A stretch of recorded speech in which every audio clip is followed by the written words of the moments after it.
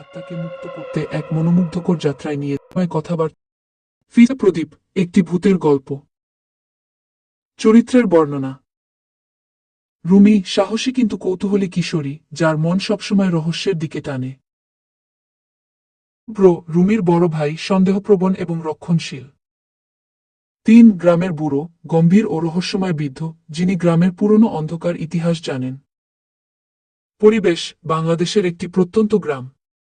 পুরো গ্রামে বিদ্যুৎ নেই, শুধু পুরনো কুপির আলোর মতো ঝিমঝিম করছে। উদ্দীপনা। রুমি তাদের পুরনো ঘরের টিনের বাক্স থেকে একটি প্রাচীন কুপির প্রদীপ খুঁজে পায়, যেটি জ্বালানি ছাড়াই জ্বলজ্বল করছে। রুমি ও শুভ্র একটি প্রাচীন প্রদীপ খুঁজে পায় যা রহস্যময় কথাবার্তা শোনায় এবং তাদের এক নারীর আত্মাকে মুক্ত করতে এক মনোমুগ্ধকর যাত্রায় নিয়ে যায়। ঘটনা। রুমি প্রদীপটি জ্বালায় আর তখনই ফিসফিস আওয়াজ শুরু হয়। সেই আওয়াজ তাকে বলে গভীর রাতে নিষিদ্ধ বনে যেতে।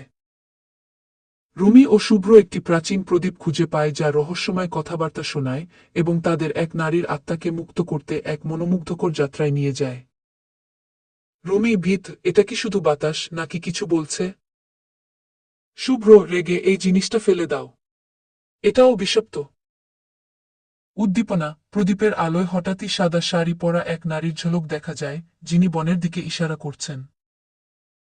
রুমি ও শুভ্র একটি প্রাচীন প্রদীপ খুঁজে পায় যা রহস্যময় কথাবার্তা শোনায় এবং তাদের এক নারীর আত্মাকে মুক্ত করতে এক মনোমুগ্ধকর যাত্রায় নিয়ে যায়। ঘটনা। বনটি পৌঁছে তারা একটি পুরনো কবরে যায়, যার উপর প্রদীপের মতোই একটি প্রতীক খোদাই করা। ফিসফিসানি আরো জোরে হতে থাকে। উদ্ভাসিত সত্য, সেই নারী তাদের সামনে এসে জানান যে তাকে অন্যায়ভাবে হত্যা করা হয়েছে আর তার আত্মা এই প্রদীপে বন্দী। উদ্ভাসিত সত্য, সেই নারী তাদের সামনে এসে জানান যে তাকে অন্যায়ভাবে হত্যা করা হয়েছে আর তার আত্মা এই প্রদীপে বন্দী। উদ্ভাসিত সত্য, সেই নারী তাদের সামনে এসে জানান যে তাকে অন্যায়ভাবে হত্যা করা হয়েছে আর তার আত্মা এই প্রদীপে বন্দী। উদ্দীপনা। রুমি মায়া ও ভয় অনুভব করে, কিন্তু শুভ্র তাকে দ্রুত পালানোর জন্য চাপ দেয়। সংঘাত। নারী আত্মার মুক্তির জন্য কবরে প্রদীপ রাখার অনুরোধ করে। রুমি ও শুভ্র এ নিয়ে তর্কে জড়িয়ে পড়ে। রুমি ও শুভ্র একটি প্রাচীন প্রদীপ খুঁজে পায় যা রহস্যময় কথাবার্তা শোনায় এবং তাদের এক নারীর আত্মাকে মুক্ত করতে এক মনোমুগ্ধকর যাত্রায় নিয়ে যায়। ঘটনা। রুমি সাহস করে প্রদীপটি কবরে রাখে। তৎক্ষণাৎ বাতাসে একটি ঝাপটা আসে, প্রদীপ নিভে যায়।